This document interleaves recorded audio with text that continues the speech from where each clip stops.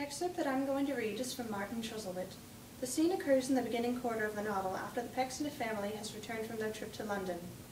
The young Martin Chuzzlewit, Pecksniff's newest architect pupil, is upset to find that Mr. Pecksniff is ignoring him upon receiving some information from Martin's grandfather during their trip. The scene is significant because it shows the rude biased side of Mr. Pecksniff, revealing him as a hypocrite when everyone he knows sees him as a good moral man. This is in chapter 12. "Take some tea, Mr. Pinch, take some tea," said Pecksniff, staring at the fire. "You must be very cold and damp. Pray, take some tea and come into a warm place, Mr. Pinch." Tom saw that Martin looked at Mr. Pecksniff as though he could have easily found it in his heart to give him an invitation to a very warm place. But he was quite silent, and standing opposite that gentleman at the table, regarded him attentively. "Take a chair, Mr. Pinch," said Mr. Pecksniff. "Take a chair, if you please. How have things gone in our absence, Mr. Pinch?" You will be very pleased with the grammar school, sir," said Tom.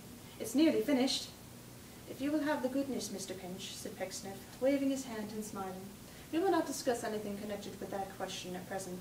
What have you been doing, Thomas, Mr. Pinch looked from master to pupil, and from pupil to master, and was so perplexed and dismayed that he wanted presence of mind to answer the question. In this awkward interval, Mr. Pecksniff, who was perfectly conscious of Martin's gaze, though he had never once glanced towards him, poked the fire very much, and when he couldn't do that any more, drank tea assiduously. "Now, Mr. Pecksniff," said Martin at last, in a very quiet voice, "if you have sufficiently refreshed and recovered yourself, I should be glad to hear what you mean by this treatment of me." "And what," said Mr. Pecksniff, turning his eyes on Tom Pinch, even more placidly and gently than before, "what have you been doing, Thomas, When he had repeated this inquiry, he looked round the walls of the room as if he were curious to see whether any nails had been left there by accident in former times. Tom was almost at his wit's end of what to say between the two, and had already made a gesture as if he would call Mr. Pecksniff's attention to the gentleman who had last addressed him, when Martin saved him further trouble by doing so himself. "Mr. Pecksniff," he said, softly rapping the table twice or thrice, and moving a step or two nearer so that he could have touched him with his hand, "you heard what I said just now. Do me the favor to reply, if you please. I ask you what you mean by this." "I will talk to you, sir," said Mr. Pecksniff in a severe voice, as he looked at him for the first time. "Presently." "You are very obliging," returned Martin. "Presently will not do. I must trouble you to talk to me at once." Mr. Pecksniff made a feint of being deeply interested in his pocketbook, but it shook in his hands. He trembled so. "Now," retorted Martin, rapping the table. "Now. Presently will not do. Now." "Do you threaten me, sir?" cried Mr. Pecksniff. Martin looked at him and made no answer, but a curious observer might have detected an ominous twitching in his mouth, and perhaps an involuntary attraction of his right hand in the direction of Mr. Pecksniff's cravat. "I lament to be obliged to say, sir," resumed Mr. Pecksniff, "that it would be quite in keeping with your character if you did threaten me. You have deceived me.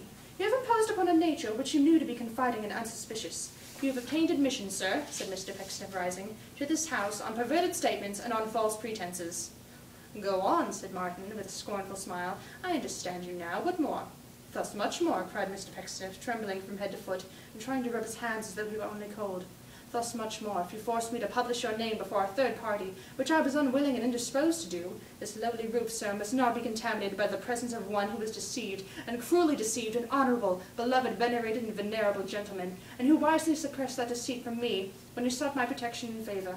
Knowing that, humble as I am an honest man, seeking to do my duty in this carnal universe, and setting my face against all vice and treachery."